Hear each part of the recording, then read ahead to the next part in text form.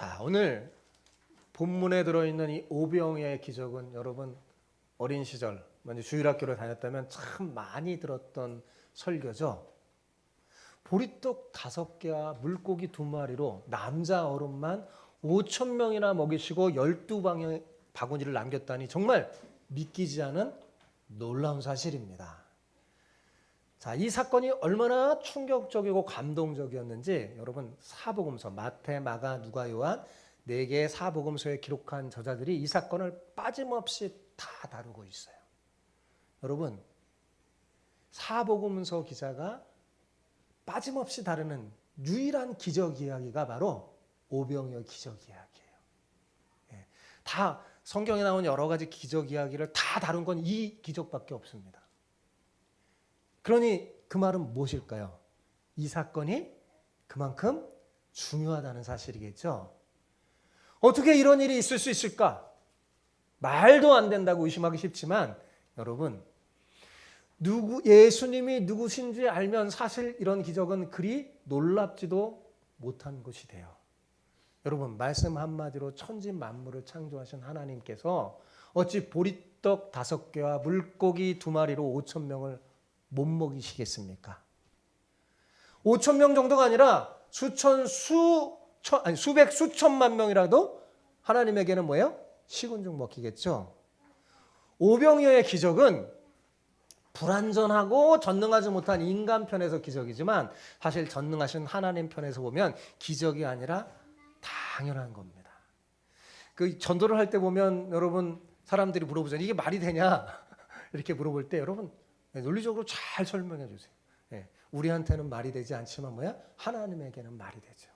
사실 여러분 인간에게도 지식과 능력의 차이가 많죠. 만약에 여러분이 100년, 200년 과거로 간다고 하면 오늘날 여러분들은 그들이 볼 때 신과 같은 존재일 거예요. 기적일 거예요. 여러분 손에 들고 있는 이 스마트폰 그것으로 전화하고 영상하고 다 하는 거 200년 전 사람들에게 물어보면 말도 되지 않다고 그럴 겁니다. 근데 왜 그럴까요? 지식 차이가 달라서 그래요. 그때는 그런 지식이 없어요. 사람도 지식 차이가 다르고 능력이 다르면 그들에게는 그게 기적이 될 수 있지만 그 지식이 있는 사람은 전혀 기적이 아니겠죠. 하물며 하나님과 인간 차이겠습니까? 그러니까 전혀 이것이 문제가 되지 않아요. 자, 그렇다면 하나님께서 왜 오병이어의 기적 사건을 사복음서에 모두에 기록한 것일까요? 이를 통해 우리에게 전하고자 하는 특별한 메시지가 있기 때문입니다. 여러분, 오병이어의 기적은요, 예수님이 누구시며 예수님이 가지고 오신 하나님 나라의 모습이 어떤 것인지 보여주는 표적이에요. 예수님이 행하신 모든 기적은 표적입니다. 뭔가를 나타내려는 메시지를 전해주고자 하는 표적이에요. 오병이어 기적을 여러분 잘못 이해하잖아요. 그러면 예수님을 자신의 먹고 사는 문제를 해결해 주시는 정치적인 메시아로 알고 왕으로 삼고자 했던 당시의 군중들처럼 여러분 될 수가 있습니다. 오병이어의 기적을 딱 보고 야 이제는 우리 먹고 사는 문제 아무 걱정 없다. 저분이 우리의 임금이 된다면 야 우리는 이제 걱정 없어. 하면서 당시의 군중들이 예수님을 왕으로 삼고자 했거든요. 잘못 이해하면 오늘날 우리도 마찬가지입니다. 예수님을 믿는 걸 그런 방식으로 믿을 수 있어요. 그것은요 오해입니다.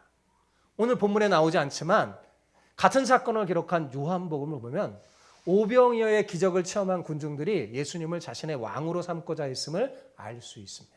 그때 여러분 예수님은 어떻게 했어요? 그들을 피해서 산으로 가셨습니다. 왜냐하면 그게 아닌데 이 오병이어의 기적을 베푸신 그 목적은 표적의 이유는 그게 아닌데 잘못 오해하고 있었기 때문에 그렇습니다. 혹시 여러분도 내가 예수님 믿으면 내 필요가 채워지고 잘 먹고 잘 살 수 있다고 생각했다면 여러분 크게 착각한 겁니다. 오병이어의 기적은 예수님을 믿으면 내 필요가 채워지고 이 땅에서 잘 먹고 잘 살 수 있음을 보여주는 것이 아닙니다. 내 것 작은 것이라도 조금 내어놓으면 하나님이 막 수천 배 갚아주고 채워준다는 그 얘기를 하려고 하는 것이 전혀 아니에요. 오히려 그 반대입니다. 이 땅에서 진짜 잘 사는 게 뭘까요? 무엇을 마실까, 무엇을 먹을까, 무엇을 입을까 염려하는 삶이 아니라 천국이 바로 우리의 본향이며 하늘 아버지가 내 아버지임을 알고 믿음과 사랑을 실천하는 것임을 보여주는 게 오히려 오병이어의 사건이에요. 이 땅에서 먹고 사는 문제가 그리 중요한 게 아니라는 겁니다. 그보다 더 중요한 게 있다는 것을 알려주는 거죠. 즉 오병이어의 기적은 일평생 먹고 사는 문제가 전부인 줄 알고 사는 이 땅의 어리석은 사람들에게 배고픔도 죽음도 없는 천국의 모습을 보여주면서 누구든지 천국의 왕이신 예수님을 믿고 따르면 이 땅에서도 천국의 삶을 살 수 있음을 보여주는 표적입니다. 자, 아시겠어요? 야, 옆 사람에게 한번 축복하면서 이렇게 인사해 봅시다. 천국의 복음을 깨달으면 당신도 이 땅에서 천국의 삶을 살 수 있습니다. 네. 자, 저랑 한번 이제 이 설교 좀 많이 들어봤을 텐데 한번 꼼꼼히 본문을 살펴봅시다. 정말 오병이어가 가르쳐준 메시지가 뭔지. 본문을 여러분 꼼꼼히 보잖아요. 똑같은 장소와 똑같은 시간에 두 가지 사건이 있음을 알 수 있습니다. 자, 처음 13절, 14절에는 주님께서 병자들을 고쳐주시는 치유의 사건이 나와요. 그죠? 예. 그리고 그 이후에 15절에서 21절까지 오병이어의 기적의 사건이 나옵니다. 마태는 왜 이렇게 두 가지 사건을 연달아 기록해 놓은 걸까요? 여러분, 앞에 이 사건이 뒤에 나오는 오병이어의 사건을 해석하고 평가하는 기준이 되기 때문에 그렇습니다. 예. 사람들이 이 본문을 읽을 때 이 앞에 사건을 그냥 넘어가 버려요. 그러니까 본문이 잘 해석되지가 않는 겁니다. 그래서 우리는 자 13, 14절을 잘 살펴보고 이를 기준으로 오병이어의 사건을 살펴보려고 합니다. 자 13절 볼까요? 자 13절 같이 읽어봅시다. 시작. 예수께서 들으시고 배를 타고, 여기 들으시고는 뭐야? 세례 요한의 죽었다는 그 사건을 들으시고 배를 타고 간 거예요. 계속 읽어봅시다. 떠나사 따로 빈들에 가시니, 같이 읽어요. 무리가 듣고 여러 고을로부터 걸어서 간지라. 자, 여러분, 첫 번째 사건이 벌어진 장소가 어디예요? 대답을 해줘야지. 어디예요? 빈들이죠. 자, 문자 그대로 아무것도 없는 허허 벌판이라는 뜻이죠. 예. 자, 빈들에는 아무것도 없기 때문에 무언가 풍요를 누리거나 볼거리가 없는 곳입니다. 그죠? 그런데도 예수님은 굳이 이곳에 가셨어요. 마태는요, 배를 타고 가셨다고 그랬어요. 그죠? 그럼 무슨 말이에요? 상당히 먼 거리를 가셨다는 것을 알 수 있죠. 상당히 먼 거리를 이동해서 아무것도 없는 빈들로 가신 겁니다. 주님은 왜 이렇게 하신 걸까요? 주님은 아무 생각 없이 하신 일이 하나도 없어요. 그죠? 거기에는 주님이 의도하신 목적이 있었던 것이 분명합니다. 자, 그런데 예수님이 이렇게 배를 타고 빈들로 가셨다는 소식을 듣고 무리가 예수님을 따라갔어요. 마태는 이들이 여러 고을로 걸어서 따라갔다고 했습니다. 자, 예수님은 배를 타고 갔는데 이들은 어떻게 해요? 걸어서, 배를 타지 못하니 걸어서 삥 둘러서 더 멀리 간 거예요. 그죠? 따라갔어요. 여러분, 빈들이 뭐 좋은 게 있겠습니까? 빈들에 구경거리가 있는 것도 아니고 편안한 잠자리야 풍요로운 먹거리가 있는 것도 아니잖아요. 그런데도 이들은 왜 이게 먼 거리를 걸어서 따라간 걸까요? 왜요? 예, 이렇게 한 이유는 딱 한 가지예요. 예수님 때문이에요. 그죠? 예수님이 행하신 그 일을 보기도 하고 또 소문으로 듣기도 하면서 주님이 주신 은혜를 계속 공급받기 원해서, 그래서 빈들까지 따라간 겁니다. 그러니까 이들은 나름대로 믿음을 갖고 주님을 따라온 것이 분명해요. 더군다나 병자들도 있었잖아요. 자기 몸 하나 건사하기도 어려운 판국인데 배를 타고 먼 거리를 가는 그런 거리를 이들은 뭐예요?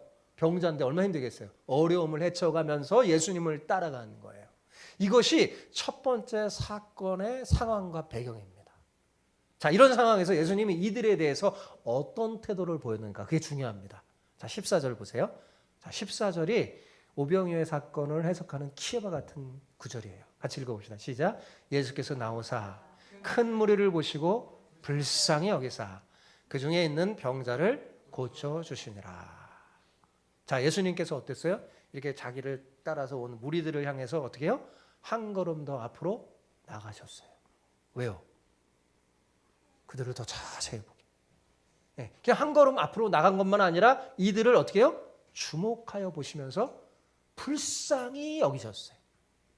불쌍히 여기셨어요. 마치 창자가 끊어질 정도로 아픔을 가지고 불쌍히 여기셨어요. 그러니까 예수님은 몸도 시선도 마음도 온통 다 무리에게 집중하고 계신 거죠. 이것이 무리에 대한 예수님이 보이신 태도예요. 이것이 우리를 향한 하나님의 태도와 마음입니다. 사실 하나님은 이스라엘 백성 신명기에 이렇게 말했죠. 들으라 이스라엘아, 너의 하나님은 한 분이니 너희는 마음과 힘과 뜻을 다하여 하나님을 사랑하라고. 그런데 그 말씀을 하신 그 하나님은 사실 본인이 우리를 그렇게 사랑하고 계셨던 것입니다. 지금 예수님이 그렇게 사랑하시잖아요. 그렇죠? 그리고 보니까 그들 가운데 누가 있어요? 병자들이 있는 게 보인 겁니다. 그래서 그 병자들을 일일이 고쳐주셨어요. 자, 지금 예수님이 계신 곳이 어디예요? 빈들이죠. 병자들은, 예? 병 고침을 받기 원하는 병자들은 이곳에 오면 돼요, 안 돼요? 사실은 절대 안 됩니다. 이곳에는 해결할 수 있는 게 아무것도 없으니까요. 병원도 없고 어떤 것도 없어요. 그런데 이들은 어떻게 이곳에 왔어요? 그곳에 주님이 계시니까요. 그죠? 어떻게든 주님께 은혜를 받고자 예수님을 찾아온 겁니다. 그 결과 그들은 아무것도 보이지 않는 빈들의 그곳에서 예수님을 통해 병 고침을 받는 놀라운 은혜를 체험했어요. 이것이 본문에 나오는 첫 번째 사건입니다. 그리고 그 뒤에 나오는 게 우리가 잘 알고 있는 오병이어의 사건이에요. 자, 15절을 보십시오. 같이 읽어봅시다. 시작. 저녁이 되매 제자들이 나와 이르되 이곳은 빈들이요 때도 이미 저물었으니 무리를 보내어 마을에 들어가 먹을 것을 사 먹게 하소서. 자, 지금 장소가 어디예요? 첫 번째 사건과 벌어진 장소와 똑같죠. 똑같은 빈들이에요. 그런데 제가 생각해 보면 이들에게 있어서, 이곳에 있는 이 무리들에게 있어서 이것은 사실 똑같은 빈들이 아니에요. 왜 그럴까요? 처음에 사람들이 예수님을 찾아왔을 때는 그냥 빈들이에요. 그런데 병 고침을 받는 기적을 체험한 후에 이들에게는 이 빈들이 어떤 곳이에요? 기적과 환희와 은혜가 넘치는 곳이잖아요. 똑같은 곳이지만 사실은 다른 곳이죠. 그런데 이상하게도 15절을 보면 전혀 그런 느낌이 들지 않습니다. 놀라운 은혜가 베풀어졌지만 마치 아무 일도 없는 것처럼 13절의 빈들이나 15절의 빈들이나 별 차이가 없어 보여요. 이게 참 묘한 뉘앙스를 풍기는 거예요. 예. 자, 문제는 뭐냐? 시간이 지나서 저녁이 됐어요. 그러니까 사람들이 뭐예요? 배고프기 시작했습니다. 굶주리기 시작했어요. 자, 이들은 앞서 빈들에서 뭘 체험했어요? 놀라운 기적을 체험했어요. 그죠? 병 고침을 받는, 지금까지 누구도 고치지 못했던, 행하지 못했던 그 놀라운 일을 경험했지만 배고픈 것은 면치 못했어요. 그죠? 사실 이들은 처음부터 배고픈 게 아니죠. 여러분, 이들이 왜 배고파요? 왜 배고픈 거야? 그죠? 예수님 따라와서, 그죠? 예수님 따라와서 배고픈 거예요. 이들이 만약에 자기 집에 있었으면 배고팠을까요? 안 갔을까요? 배 안 고프죠. 예수님을 따라왔기 때문에 생겨난 문제였어요. 지금 이 문제. 자, 이들의 질병의 문제는 뭐예요? 예수님 만나기 이전부터 갖고 있었던 거예요. 그죠? 원래부터 가지고 있던 그 문제를 예수님을 따라왔더니 예수님 해결해 주셨어요. 근데 예수님을 따라왔더니 또 뭐예요? 다른 문제가 이들에게 생겨난 거예요. 그리고 또 다른 특징이 여기 하나 있어요. 자, 5,000명 이상이 되는, 남자만 5,000명이에요. 그러니까 정확한 수치는 못 되지만 5,000명 이상이 되는 사람들이 주님을 찾아왔지만 모두 다 질병에 걸려 있었던 게 아니죠. 그죠? 몇몇 소수의 사람만 걸려서요. 그런데 지금 배고픈 상황은 어때요? 예외가 없이 몽땅 다 배고파요. 그죠? 예수님도 배고프고 12제자도 배고프고 5,000명 넘는 사람들이 다 배고픕니다. 질병은 소수의 문제지만 이 굶주림의 상황은 한 사람도 빠짐없이 누구 문제예요? 자기 문제예요. 그죠? 그러니까 똑같이 힘들고 어려운 처지를 만나게 된 거죠. 자, 이런 상황 속에서 제자들이 어떤 태도를 보였습니까? 15절을 다시 봅시다. 15절을 다시 비춰주세요. 자, 읽어봅시다. 저녁이 되매 제자들이 나와요. 이곳은 빈들이요 때가 이미 저물었으니 무리를 보내어 마을에 들어가 먹을 것을 사 먹게 하소서. 자, 제가 말합니다. 우리가 기준점을 삼아야 하는 것은 앞에서 예수님이 취하셨던 태도예요.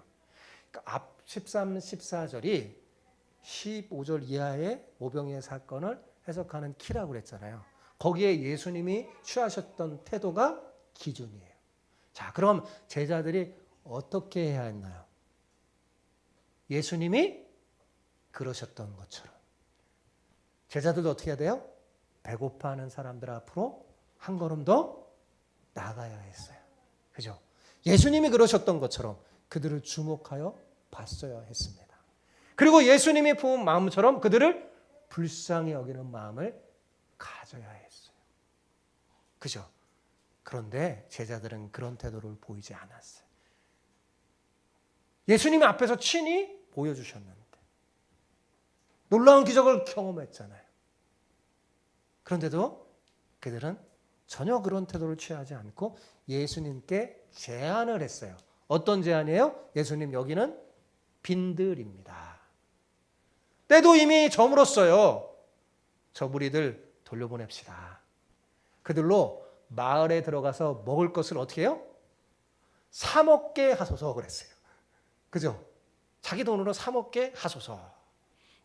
자기들 문제니까 각자 자기가 알아서 처리하게 합시다. 이것이 제자들이 예수님께 했던 제안이에요. 자, 어떤가요? 제자들의 이 태도. 별로 믿음 좋은 행동이 아니죠. 왜요? 해답은 간단합니다. 기준이 있거든요. 기준이 뭐예요? 예수님은 이렇게 안 하셨어요. 그죠? 예수님은 어떤 무리들이 문제가 생기면 어때요? 그 문제를 해결해 주셨어요. 그런데 제자들은 이 문제를 해결해 주지 않고 뭐라고요? 각자 알아서 하라고 지금 떠밀잖아요. 그죠? 각자에게 그건 내 문제잖아. 그러니까 내가 알아서 해결해. 내 문제는 내가 끌고 가서 내 힘으로 알아서 해결해. 내가 만약 음식을 사 먹을 돈이 있으면 사 먹고 없으면 그냥 굶든지 알아서 해. 라는 게 제자들의 말하자면 해결책인데 누가 봐도 어때요? 믿음의 행동이 아니죠. 예수님을 닮지 않았잖아요. 제자들은 예수님을 닮아야 돼요. 예수님이 기준입니다. 이들은 힘들고 어렵지만 지금 이 배고파서 5천 명 이상 되는 이들 힘들고 어렵지만 주님이 계신다는 그 이 한 가지 때문에 빈들까지 찾아온 사람들이잖아요. 그죠? 자, 그렇다면 어떻게 하는 것이 믿음의 행동이고 주님의 뜻에 합당한 걸까요? 제가 생각할 때 최소한 이렇게 해야 된다고 생각해요. 주님, 저 굶주리고 있는 무리를 향하여 한 걸음 더 앞으로 나와 주세요. 주님, 저들을 외면하지 말고 쳐다봐 주세요. 굶주린 저들의 현실과 힘들어하는 문제를 주님 봐주세요. 주님, 불쌍히 여겨주세요. 주님을 믿겠다고 여기까지 찾아왔지만 아무것도 없잖아요. 우리는 할 수 없지만 주님은 하실 수 있잖아요. 병자들을 고쳐주신 주님께서 여기 굶주려 있는 저 사람들도 채워주시고 먹여주세요. 라고 말합니다. 여러분, 앞에 예수님의 기적을 경험했다면 지금 예수님 왜 이들의 문제를 해결해 주지 못하겠습니까? 그죠? 우리는 할 수 없지만 주님 할 수 있잖아요. 이렇게 말할 수 있잖아요. 그죠? 그런데 안타깝게도 제자들은 이렇게 하지 않았습니다. 주님을 닮았어요? 안 닮았어요? 안 닮았어요. 그러면 예수님은 이 상황을 어떻게 해결했을까요? 16절 보세요. 같이 읽어봅시다. 자, 시작. 예수께서 이르시되 갈 것 없다. 너희가 먹을 것을 주라. 예수님은 굉장히 놀라운 말씀이었어요. 돌려보내지 말고 너희가 먹을 걸 주라. 이런 말이에요. 여러분, 이게 말이 됩니까? 지금 제자들이 먹을 게 있는데도 욕심이 있어서 안 나눠주는 거예요? 그런 거 아니잖아요. 그죠? 제자들이 아무것도 갖고 있지 않다는 거 예수님이 알까요? 모를까요? 알아요. 그러면서도 예수님은 뭐라고 해요? 너희가 먹을 걸 줘라. 이렇게 말했어요. 왜 이렇게 말씀하신 걸까요? 여러분, 이것은 제자들로 주님의 일에 동참하여 천국의 삶의 모습이 어떤 것인지 보여주어 천국을 경험하고 확장하게 하기 위함입니다. 제자들을 통로로 삼기 위함이었어요. 그들이 좀 더 주님 하신 행동과 모습을 따라갔다면, 지금까지 주님을 따라간 그 제자들이 예수님을 정말 알았더라면, 이들은 예수님의 이 말을 알아들었을 겁니다. 근데 제자들은 이 주님의 이 말씀에 어떤 반응을 했을까요? 17절 보세요. 같이 읽어봅시다. 시작. 제자들이 이르되 여기 우리에게 있는 것은 떡 5개와 물고기 2마리 뿐이니이다. 여러분, 제자들의 이 반응은 주님께 말 대꾸하는 믿음 없는 반응이에요. 마치 이런 거죠. 예수님, 우리한테 먹을 걸 주라고요? 우리에게 있는 건 떡 5개와 물고기 2마리 뿐인데 이걸로는 해결 못합니다. 왜 우리한테 해결하려고 하십니까? 여러분, 지금 이렇게 말하는 거예요. 똑같잖아요. 요한복음에 보면 사실 이것도 어린아이가 가져온 도시락이에요. 그죠?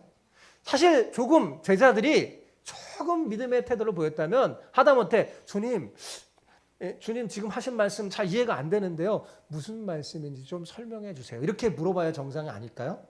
여러분? 아니면 주님, 우리가 주고 싶지만 가진 게 이거밖에 없습니다.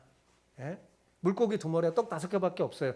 그런데도 주님께서 우리에게 주시려고 하는데 우리가 어떻게 줄 수 있는지 구체적으로 좀 알려주세요. 이렇게 여쭤야 돼요. 그렇지 않나요? 그런데 제자들은 현실만 보고 현실적인 대답만 합니다. 그러니까 예수님이 18절에서 이렇게 말해요. 이르시되 그것을 내게로 가져오라. 가져오라 하시고. 여러분 한번 생각해 보세요. 예수님이 이 떡 5개와 물고기 2마리 꼭 필요할까요? 여러분? 그렇지 않죠. 참 필요하지 않습니다. 그까짓 거 없어도 5,000명 충분히 먹이실 수 있어요. 굳이 필요하지도 않는데 불구하고 예수님은 지금 제자들에게 그걸 가져오라고 합니다. 그렇다면 예수님이 왜 그걸 가져오라고 하는 걸까요? 비록 무능력하고 믿음이 적은 제자들이지만 이들을 통해 천국의 모습을 보여주고 그들의 믿음을 성장시키려고 하시는 것이 아닐까요? 자, 19절 보세요. 같이 읽어봅시다. 시작. 무리를 명하여 잔디 위에 앉히시고 떡 5개와 물고기 2마리를 가지사 하늘을 우러 축사하시고 떡을 떼어 제자들에게 주시매 제자들이 무리에게 주니. 예수님은 그들이 가져온 떡 5개와 물고기 2마리를 탁 손에 받으시고 하늘을 우러러 축사하시며 제자들에게 주셨습니다. 그리고 제자들이 주님이 주신 떡을 받아가시고 무리에게 나눠주셨어요. 자, 여러분, 이 장면 보면 뭔가 생각나는 게 사실 없나요? 성만찬이 생각나지 않으세요? 성만찬의 장면이죠. 사실 여러분, 예수님의 오병이어의 기적에 숨겨진 속뜻은 자, 지금 세례 요한이 감옥에서 죽었어요. 그 소식을 들었어요. 그리고 주님은 이제 앞으로 자신도 목숨을 내어놓는 십자가를 걸어가야 돼요. 주님은 오병이어의 기적을 통해 최후의 성만찬을 미리 보여주신 거예요. 보여주신 거죠. 그래서 나눠주죠. 그러니까 다 그렇게 성만찬처럼 먹고 20절, 21절에 보면 모두 다 배불리 먹고 남은 조각이 12바구니에 채워졌는데 먹은 사람의 숫자가 여자와 어린아이 빼고 무려 5,000명이 되었다고 했죠. 요한복음에 보면 이 오병이어의 기적 이후에 사건을 통해서 이 오병이어의 사건의 진짜 의미가 뭔지 보여줍니다. 진짜 의미가 뭔지. 오병이어의 보리떡 5개와 물고기 2마리는 사실은 예수님 자신을 상징하는 거예요. 나는 생명의 떡이니 누구든지 이 떡을 받아 먹는 자는 영원히 굶주리지 아니할 것이요. 주님은 정말 오병이어의 떡처럼 자기 몸을 수많은 사람에게 나눠주고 남는 이 오병이어의 기적의 역사를 앞으로 하실 것입니다. 그걸 보여주는 거예요. 그러면서 이 일에 예수님은 제자들을 천국의 통로로 사용하기를 원하셨어요. 만약 예수님께서 제자들을 천국의 통로로 사용하기를 원치 않다면 굳이 너희가 먹을 것을 주라 이렇게 말씀하실 필요가 없었겠죠. 예수님께서 직접 모든 것 다 하셔도 돼요. 그런데 예수님은 그렇게 하지 않았습니다. 예수님은 제자들을 천국의 통로로 삼으셔서 수많은 사람들이 구원을 누리도록 하신 거예요. 제자들을 구원과 은혜의 통로로 만드신 거죠. 이것이 오병이어 사건의 핵심입니다.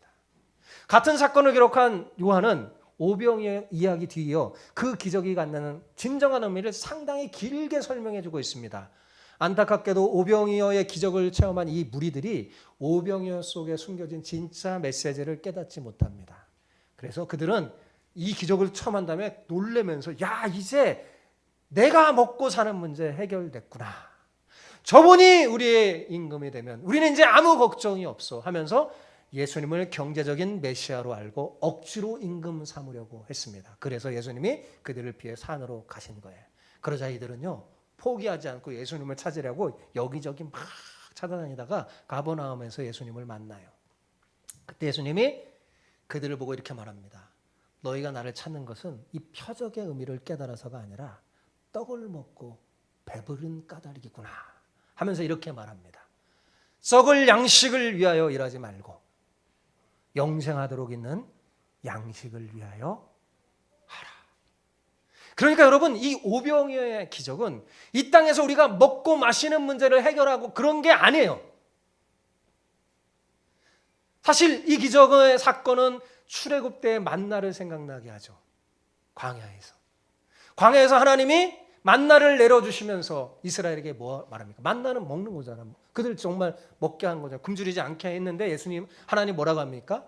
사람이 떡으로만 사는 게 아니라 하나님의 입으로 나오는 모든 말씀으로 사는 것임을 알려주려고 만나를 내렸다고 알려줬어요.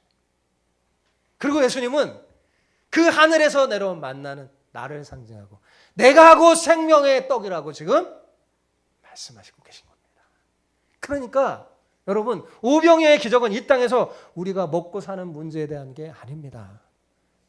이 땅에 천국의 아름다운 모습을 보여줘 온 세상을 하나님 나라 되게 하는데 그 목적이 있어요. 오병이어 속에 숨겨진 진짜 메시지가 뭘까요?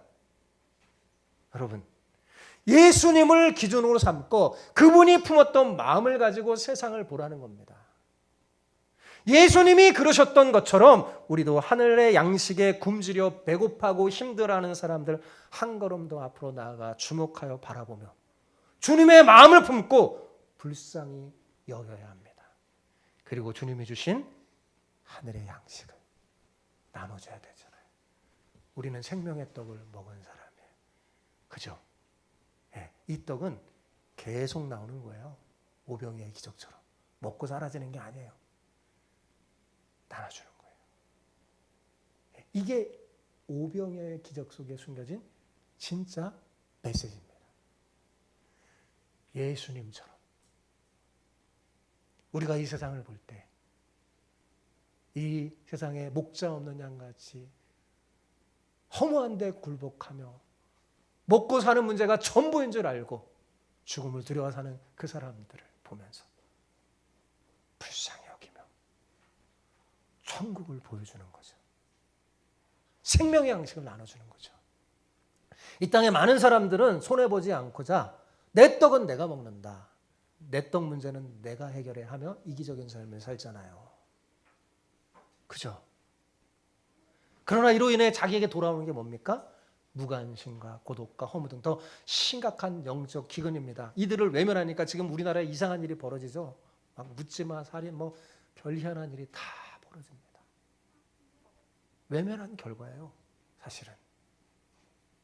그 결과 많은 걸 누리고 채워도 사실은 채울 수 없는 갈증으로 목마른 삶을 살게 되는 거죠. 행복하지가 않아요. 뭘 누리고 막 하는데도. 그러나 오병이어 속에 진짜 메시지를 발견한 우리가 예수님의 마음을 품고 천국의 아름다운 삶의 모습을 이 땅에 보여주며 기꺼이 사랑의 삶을 실천한다면 생명의 양식을 먹지 못해 굶주림 속에 허덕이는 많은 사람들이 우리로 인해서 배부르게 될 것입니다. 여러분, 이 땅에서 진짜 우리가 잘 사는 게 뭘까요? 진짜 이 땅에서 잘 사는 것은 먹고 사는 문제로 염려하는 삶이 아니라 천국이 우리의 본향이며 하늘 아버지가 바로 우리의 아버지임을 알고 믿음과 사랑을 실천하는 모습을 보여주는 거예요. 여러분, 천국이 내 본향이고 하늘 아버지가 내 아버지인데 뭐가 걱정하겠어요? 뭐가 그렇게 조급합니까?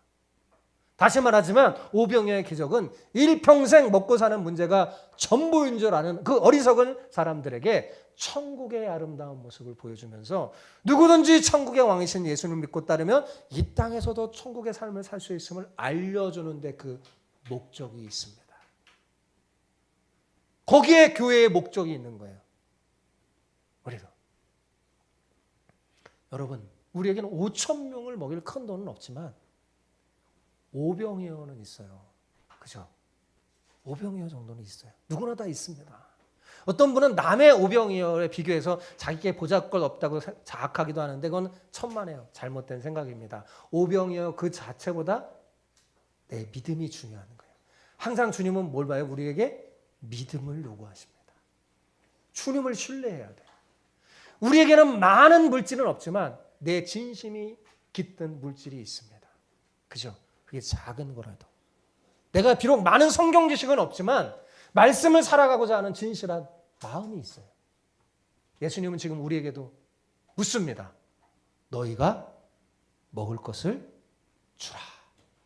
그때 어떻게 대답해야 되겠습니까? 예, 주님.